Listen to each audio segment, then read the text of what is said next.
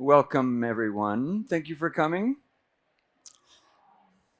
My topic for the day is male hormones, not just a woman's problem. Hormone replacement has been a thing for women for decades now, but only more recently has attention been drawn to the problem of hormone deficiency in men. To introduce my topic, let me tell you about two of my friends, John and Mary. Mary came to the office because she did not feel well. She was tired all the time and just did not feel herself. And so she underwent an evaluation, and we discovered that her biggest problem was testosterone deficiency as a part of menopause. So Mary got some hormones, not only testosterone, but also estradiol and progesterone, and suddenly Mary comes back to life. She has her energy back. She has her mood back. She's not as witchy. She likes her husband again. And in fact, she likes him so much that she decides, hey, maybe we should do that thing that we used to do that they had not done in 8 years.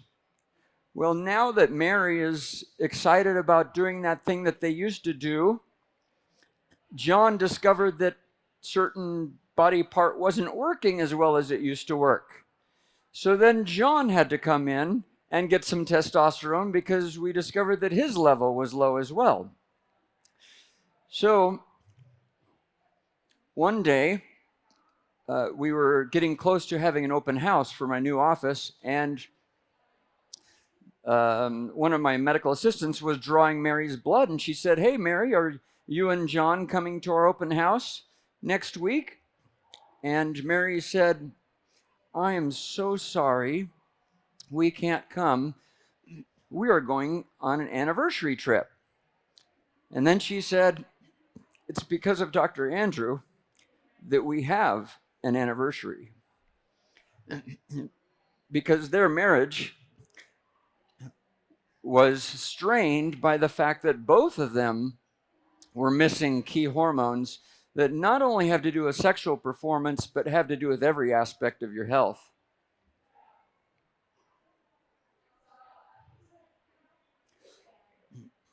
So, even though I end up by default doing a lot of marriage counseling in my office, I'm not a marriage counselor, but I do a lot to help marriages stay together. So, the other title of this presentation is How to Become Superman, because today we're just talking about the male side of the equation. So, what is testosterone? In popular press, we normally think of testosterone as something that bodybuilders use. But there are testosterone receptors not only in muscle cells, but in every cell in the body. So let's look at some of the functions of testosterone. So it stimulates protein and muscle formation. A lot of people, both men and women, discover that when they don't have enough testosterone, they can work out, but instead of getting stronger, they just get more tired. Because testosterone is that key that enables that hard work to actually build muscle. Also, you won't hear from the eye doctor how important testosterone is in eye problems such as macular degeneration, glaucoma, and cataracts. How about its role in preventing osteoporosis, in anemia, increasing oxygen uptake, preventing diabetes, stimulating sperm development, and regulating the HPA axis under stress. What is HPA axis? This is the connection between the brain and the adrenal glands in your back on top of your kidneys.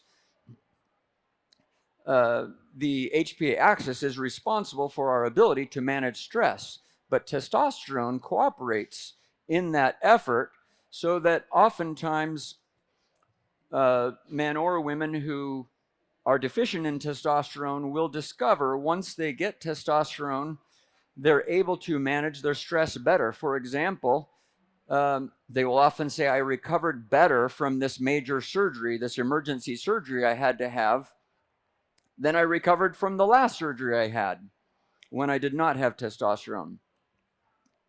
Actually lowers cholesterol and blood pressure,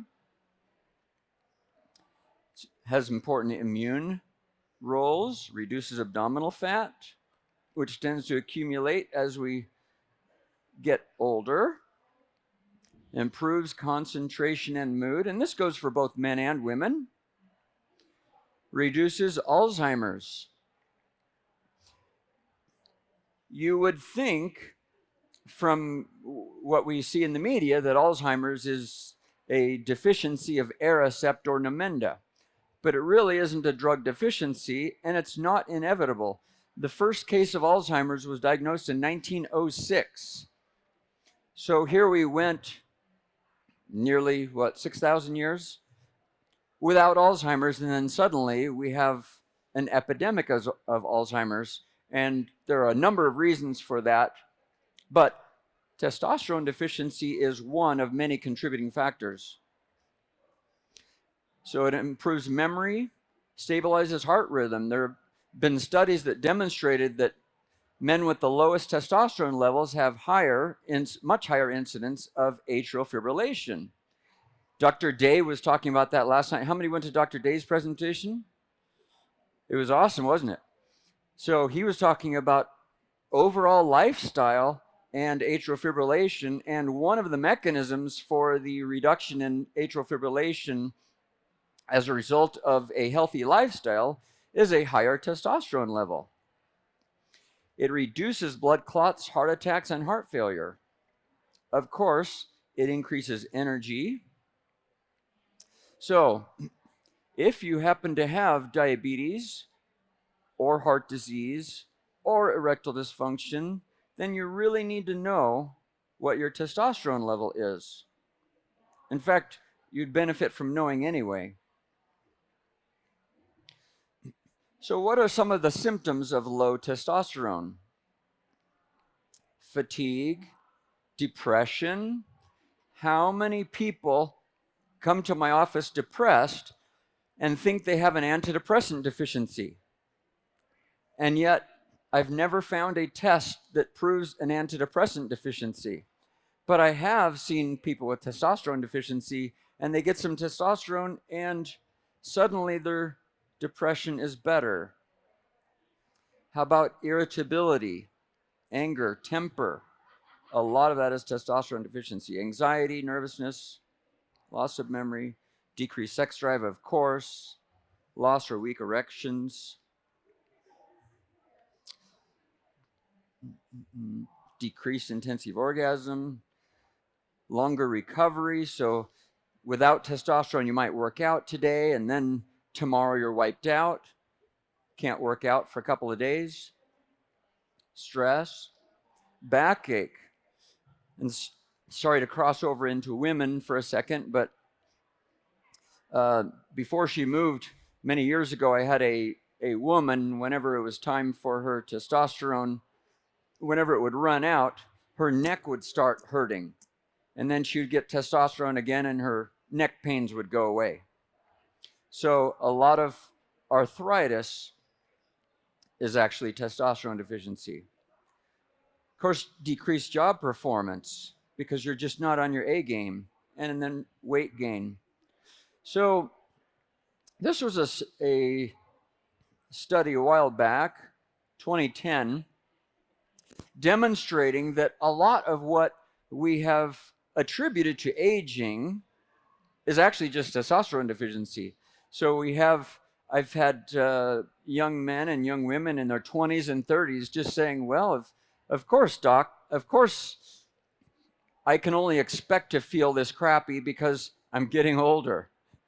And I'm scratching my head and saying, well, you may be getting older, but that's not why you feel crappy at age 20 or 30 or 50 or 70. You shouldn't be feeling crappy. There are reasons for it. Now, does everyone have one of these? So this is actually if you don't have one, you can pick one up at the back here or raise your hand and she'll bring one to you. But this is a validated questionnaire.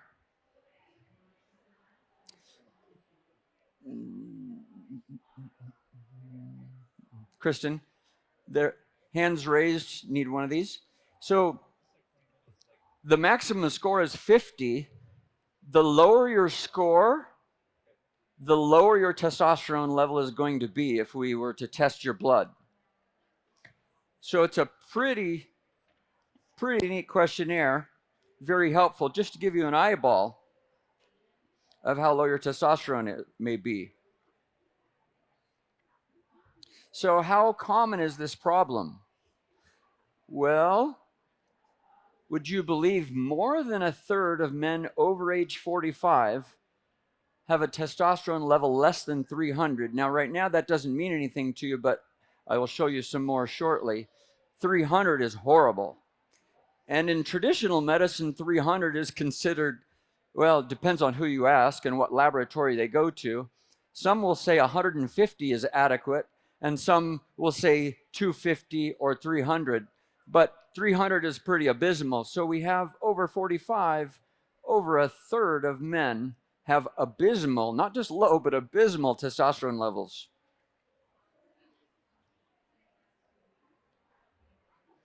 And the lower, again, your testosterone, the more symptoms a person generally has.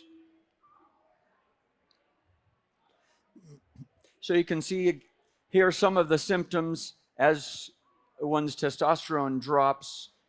There are a number of different effects. Now, there's going to be a lot of information here, and you can't keep up with it all. If any of it at all is interesting to you, there is a sign-up sheet that will be going around that if you write your name and email address on it, then you'll get a copy of all the slides so you don't have to feverishly take notes or pictures. So yes, testosterone does drop with age. Typically, it's considered to be 1% per year. Unfortunately, as I mentioned, we have kids in their 20s and 30s, both men and women, whose hormone levels have dropped a lot faster than that. And there are reasons for that we're going to get to.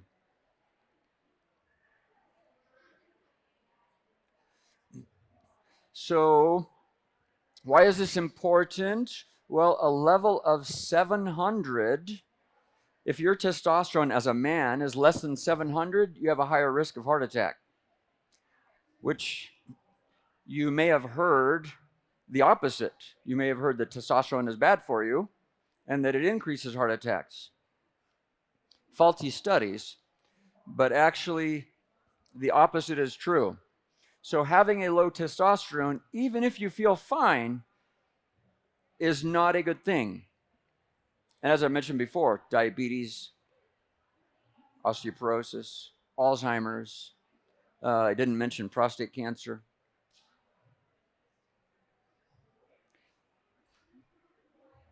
So we've been told testosterone causes heart attacks. In fact, a young man that I will introduce you to in a few minutes came to me and got some testosterone. He's in his 70s, and after he got some testosterone, he was really excited because he came back to life. He was feeling like a human being again and feeling like he could do the things that he used to do. He used to be very active. So he talked to his regular family doctor, and his family doctor said, "Oh, no, you need to stop that. That's bad for you. That's going to cause a heart attack." And then he goes to the cardiologist because he already has heart problems. And his cardiologist said, "Oh, no, you need to stop that. You're going to kill yourself." So that's what is going on even today, is mainstream doctors are promoting misinformation. I don't know if you've ever heard that word before. So that's the theory, but this is the reality. This study was published in 2010, so by my calculation, that was 12 years ago. Low serum testosterone levels are associated with an increased risk of mortality in men 20 to 79 years old. Notice here it says independent of numerous risk factors. So no matter what other risk factors a person may have, testosterone makes it worse. Now this was published in a major cardiology journal, so you would think the cardiologist of all people would know this. But unfortunately, doctors are so busy checking off boxes for insurance companies that they don't have time to read the medical journals. So they just propagate the myths that we were taught in medical school many years ago and not keeping pace with the science. So here's another study. This was published by one of my patients who works for IHC, and IHC did a study on testosterone replacement and its effect on heart attack, stroke, and death. And they found that testosterone replacement reduced heart attacks, strokes, and death. And this was 6 years ago. So in traditional medicine, has any of you ever been to a doctor? Has anyone ever brought a complaint to the doctor and the doctor said, tests are normal, everything's fine? Have you heard that before? I hear it every single day. Well, my doctor said I was normal. Well, what is normal in America? If you listen to Dr. Day's talk last night, we know what normal is. It's ending up in a nursing home when you're 70, 80, 90 years old. It's dying of a heart attack. It's dying of a stroke. It's dying of cancer. It's having osteoporosis. That's normal. So by raise of hands, who in this room wants to be normal? So what do we want? We want to be healthy, right? So in our office, we focus on, we don't want normal. I don't have normal patients in my office. Everyone is abnormal. Or at least they seek to be abnormal, and they will be if they follow the protocols. So we want healthy.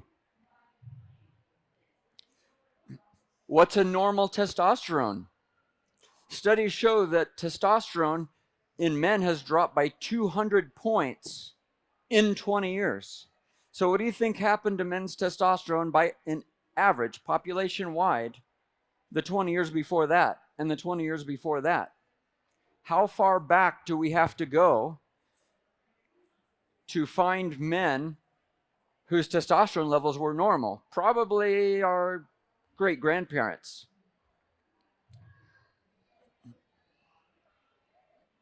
So it has nothing to do with age. So what can we do about it? If testosterone is too low, this is our framework for healing. We start with a healthy diet and lifestyle. And again, if you didn't catch Dr. Day's talk, you might purchase the copies of the videos because it was really good. He gave excellent suggestions about healthy diet and lifestyle. So we want to give the body what it needs. If we can't get enough through our own healthy diet and lifestyle, sometimes we have to take targeted nutrients and hormones. But we want to give the body what it was designed for. We also need to remove toxins. I mentioned the first case of Alzheimer's was diagnosed in 1906. Guess why? Toxins. Industrialization.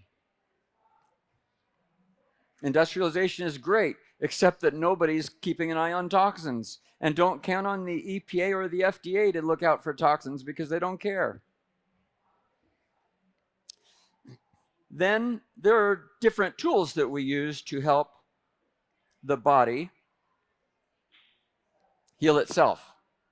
Because nothing we do heals the body. God made it so the body can heal itself, but we have to get out of the way. We have to get rid of things that are interfering, and we have to supply it, provide all the supplies that it needs to function the way it was designed. So that's our framework for healing.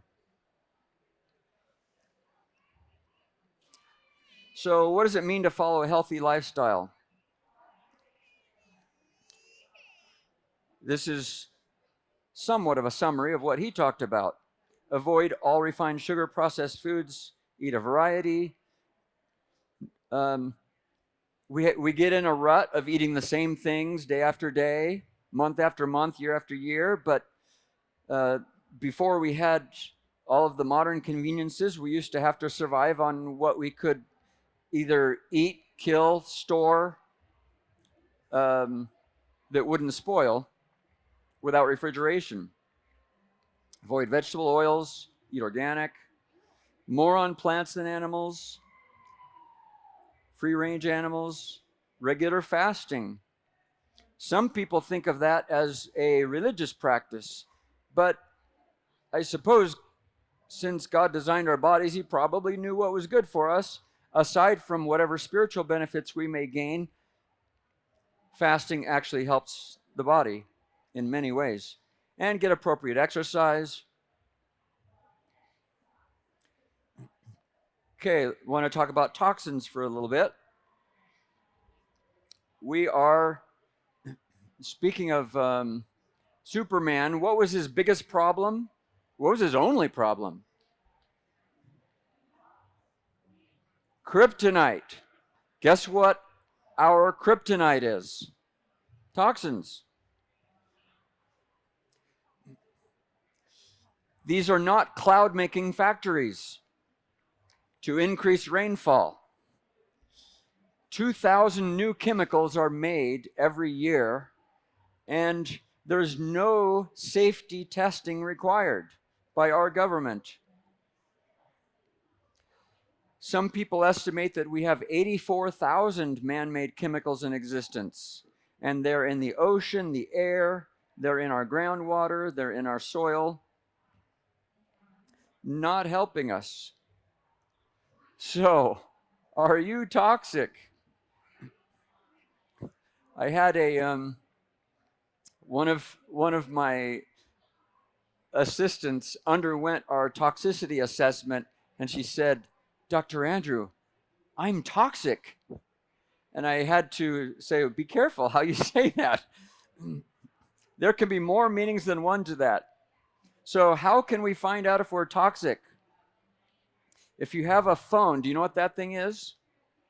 For those of you who are more technologically inclined than I am, there's a questionnaire that you can take that gives you an idea of how toxic you might be. Who in this room, by a raise of hands, is not toxic? Who has no toxins? Right, my hand goes down too, because we live in a toxic world. We do our best, but you can't avoid them all. So we do a toxicity assessment, a 3-part assessment. One is this questionnaire. Second part is a visual contrast sensitivity test, which shows us things that your eyes can see, but your brain can't see them. And that gives us some clues as to what types of toxins are damaging your brain. And then we do a urine test for a chemical that is released into your bloodstream and your urine when cell membranes are damaged by toxins. Okay, so what lowers testosterone? Phthalates. Plastic, vinyl, cosmetics, shampoo. Guess what? It's everywhere. McDonald's. Ever eaten at McDonald's? You're enjoying some phthalates. Pesticides. BPA. Has anyone seen a bottle that says BPA free? Is that better? No. So guess what they use instead of BPA? BPS. Industries aren't stupid. They know that the public is on to them. So when they see that a particular chemical has a bad rap, then they just change to a different isomer or a cousin. So bisphenol A is now being replaced by bisphenol S. Any healthier? No. Parabens. Has anyone ever worn makeup? Makeup is full of parabens. So is toothpaste. Gotta love it. Sunscreen, shampoo, triclosan. That's been forever in antibacterial soap. Who uses antibacterial soap anymore? That stuff is poison. How about just plain soap? The old lard does a great job. So here's some information on BPA that you can get in the presentation when you get the email in a couple of weeks from my assistant. Who knew those, as an aside, those credit card receipts? One of my professors says, don't ever touch a credit card receipt. Well, everyone has to decide where they put their threshold, but if you touch credit card receipts, do it gingerly and don't do it often. Put it away as quick as you can and don't play with it much because you're getting BPA in your body. Glyphosate. What's glyphosate? Roundup. Now, Monsanto says glyphosate is good for us, right? Of course. 1 part per million reduces testosterone production by 35%. Anyone want some Roundup? Who does not have Roundup in their body? Yeah, everyone does. It's just a matter of how much. We can reduce the amount of Roundup by eating organic, but even that is difficult to do, and even there's cross-contamination between Roundup farms and non-Roundup farms through wind and water. So, has anybody ever heard of an obscure problem called infertility? Roundup is one of many major causes of infertility. Phthalates make plastics flexible. And guess what? They're in our medicines. Isn't that a great place for phthalates? They're used for coloring agents because, of course, that drug needs to be colorful. How can it work if it doesn't have a pretty color, right? And that shampoo, that, of course, you wash it off, but you still want to have that green color or that pink or whatever pretty color it is. Parabens reduce testosterone. They also make it so that sperm don't swim straight. And they make the sperm look funny under a microscope. And 92% of us have parabens in our urine when tested. So how can we reduce our paraben exposure? Look up ewg.org. They also have a phone app that you can take to the store and scan barcodes, and it'll tell you what toxins are in the products that you're considering buying. So how can we lower testosterone? Now, you didn't think you were coming to learn how to lower testosterone, but guess what? You're already doing it. So let's find out how you're doing it. Heavy metals. That's not a rock band. This is in our systems. It's in our bloodstreams. It's in our brain. It's in our fat cells, in our bone marrow, adrenal glands, everywhere. Lead, whether you like it or not. Guess what the number one way for a woman to detoxify is? Anybody? Close. Get pregnant. Guess how she's detoxifying? She's passing the toxins to her baby. So it's best to detoxify before we think about getting pregnant. But a lot of heavy metals come from our mothers. Alcohol lowers testosterone. Anabolic steroids, smoking, amphetamines, cannabis. So this is a 2019 study demonstrating a number of unhealthy lifestyles, how they affect testosterone production.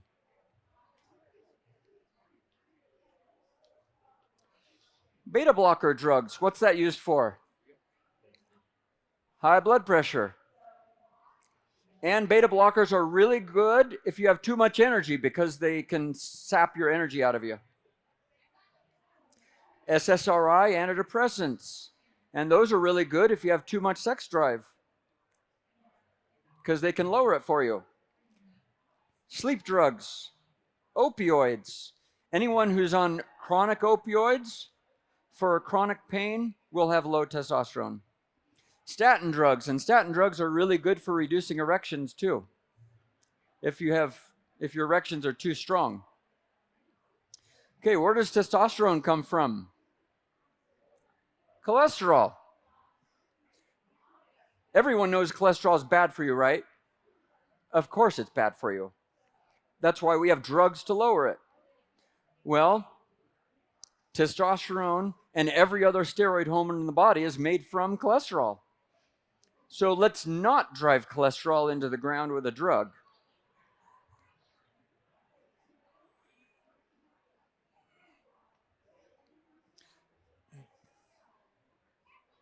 Some other things we can do, we can sit on our butts all day. That lowers testosterone. Gain weight, avoid exercise. Who knew that becoming a bodybuilder would lower your testosterone? But it does. Or how about getting into CrossFit or Ironman or chronic cardio? I know there's a lot of people who are big into fitness and into marathons and so forth. But guess what happened to the first marathoner?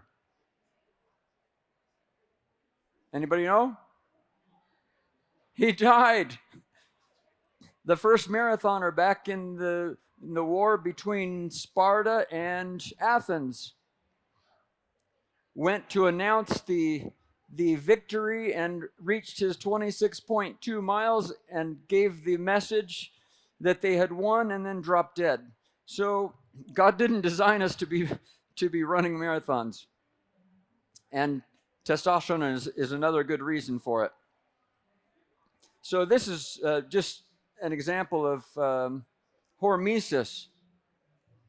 Hormesis is the concept that you can have too much of a good thing. So some exercise is good for us, but there's a limit.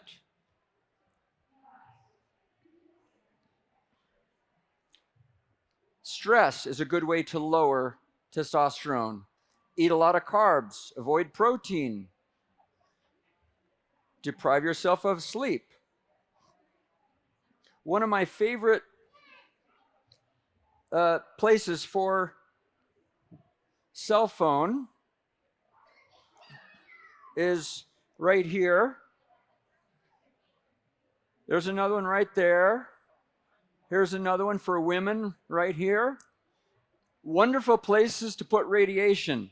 So keep our cell phones off our bodies as much as possible, unless we want cancer and to lower our testosterone levels. Okay, so how to increase testosterone? There are a bunch of nutrients. Basically, we're talking about a healthy diet.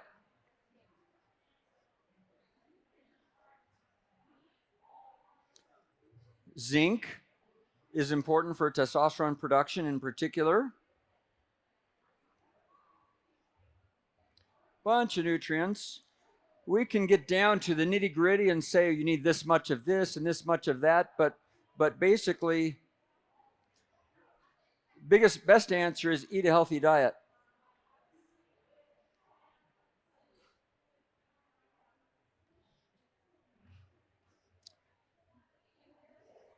Let's see. I have about 500 slides and about 2 minutes to go over them. Sorry about that. So there are some things that you can do. These are the tools I was mentioning that can increase testosterone. Pulse electromagnetic field therapy, low level light laser. Cold, if you're really bold. There are some hormones that can help stimulate it. 2 seconds about testosterone.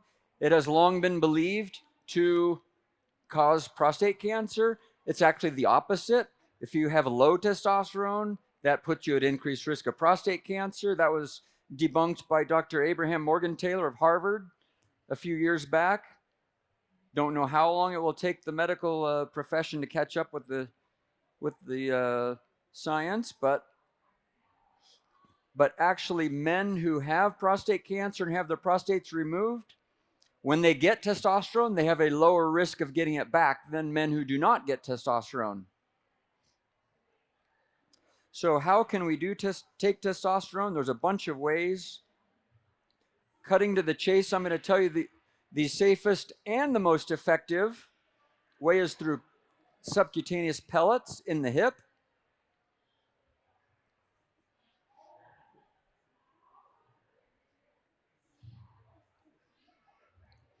Which I will tell you a little bit about. A lot of reasons. We can talk about each one, but we don't have time.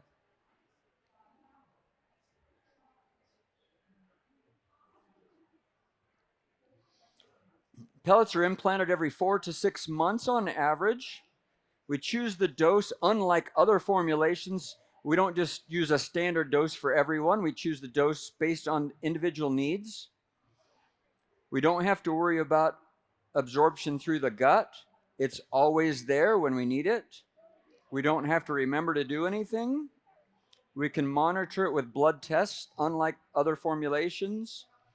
And as we need more, it delivers more. As we need less, we get less because of the way the body works.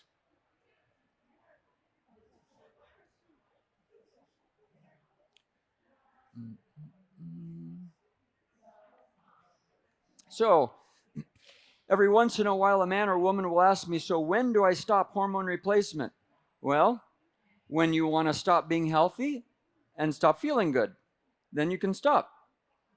Other than that, usually I tell most people when you're about 105, quit doing it.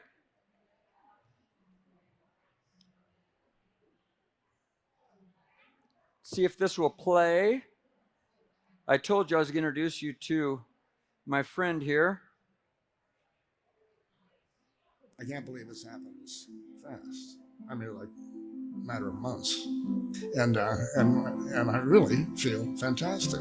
This past year has been a bad year energetically for me. I've had a big slump through the winter. Since I've been on my testosterone, my libido has come way back. And my mood is better, my energy is better. We go out dancing, we do more. I can do more. Now that's amazing. That's the kind of stuff you're looking for.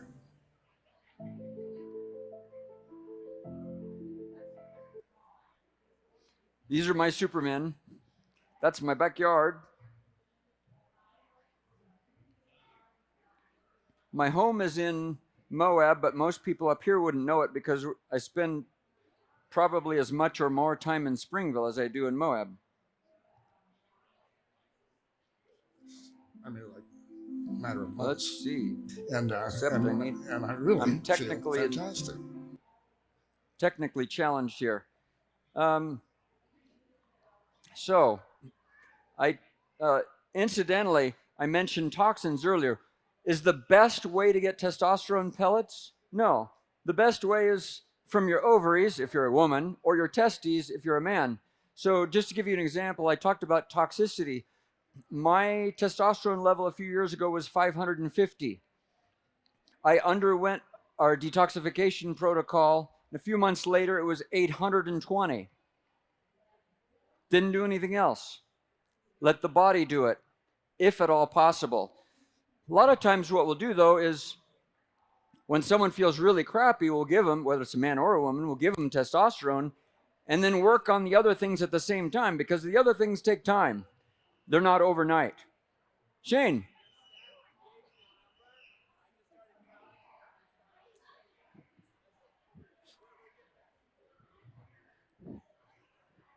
Thank you, Shane. Okay, so, but testosterone alone doesn't make you Superman.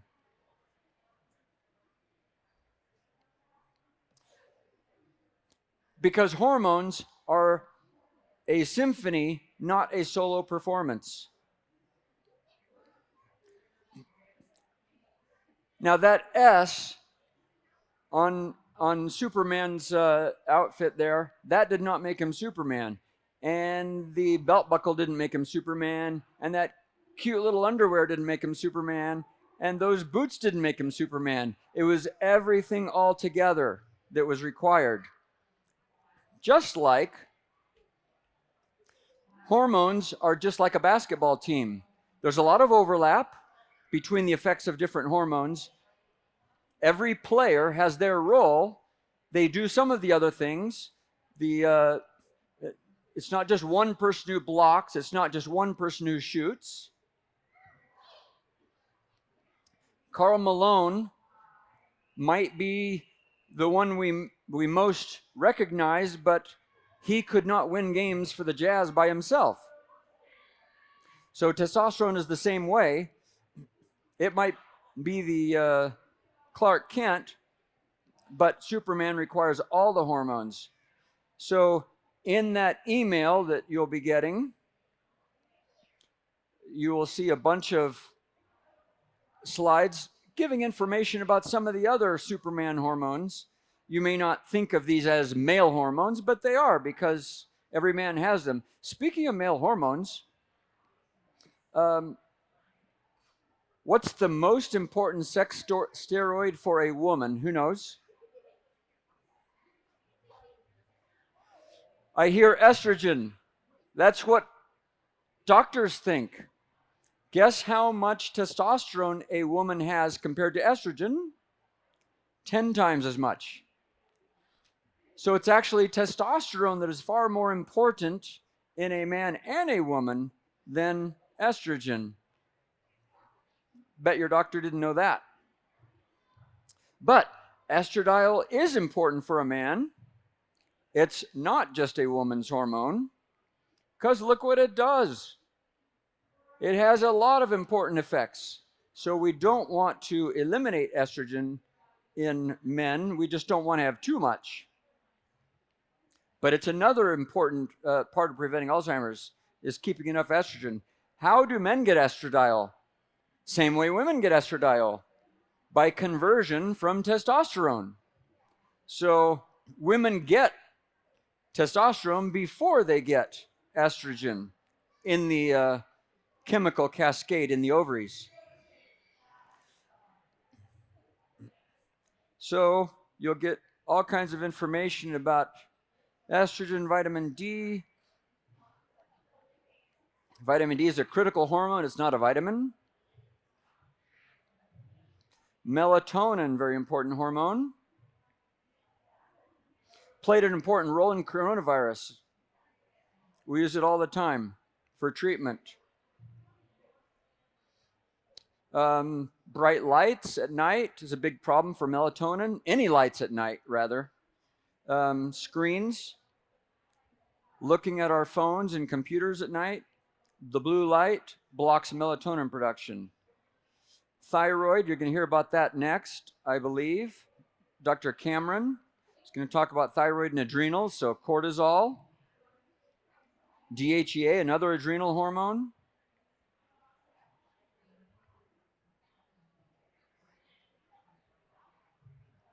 So, my question to each of you is, do you want to be normal, or do you want to be Superman? Having optimal hormone levels means the difference between a shorter life and a longer life, chronic disease and health, living and being alive, being married and being in love, being in love and being able to make love, being a mild-mannered reporter and being Superman. Thank you.